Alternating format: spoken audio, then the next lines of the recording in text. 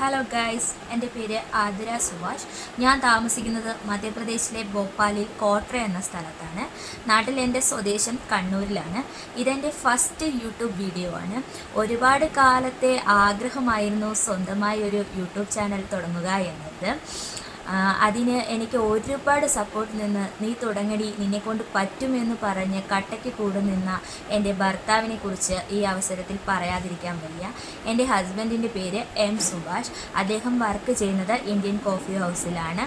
യൂട്യൂബിനെ കുറിച്ച് വലിയ ധാരണയൊന്നുമില്ലെങ്കിലും ഞാനും തുടങ്ങി വയ്ക്കുകയാണ് ചാനൽ.